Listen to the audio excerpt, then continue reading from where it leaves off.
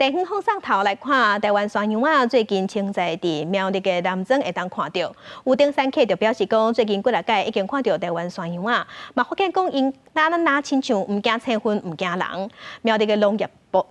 处就对我表示，提醒民众讲，千万唔通去甲饲，才袂害因失去生存的能力。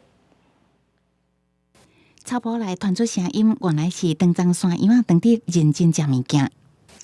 我都要哈。出来咧食草啊咯，成功山羊啊！山友讲真幸运，即只长庄山羊仔真平静，好亲像唔惊人。愈来愈侪山友用面册社群分享，伫苗栗南庄的嘉里山区，定定看到长庄山羊仔出现。资深的引导是讲，长庄山羊仔定定会伫中悬海拔的山区，嘉里山只是其中一个。个人最近在阿里山山区，在大雪山，在九九峰。这些地方都有看过台湾长鬃山羊，它们的栖息地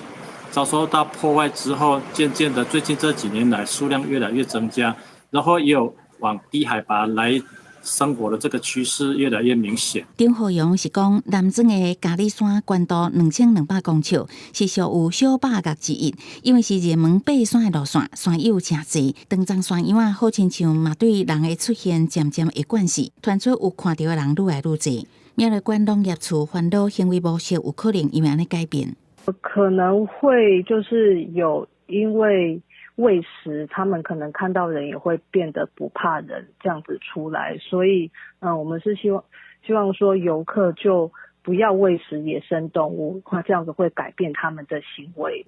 县政府表示，长庄山羊仔是台湾特有种，也是二级保育类野生动物，主要分布海拔1000公尺至3600公尺的山区，所以嘉里山出现这是真正常的。不过为了避免惯势，甚至较挖靠咱人，提醒山友唔通甲吵，嘛唔通甲饲。记者综合报道。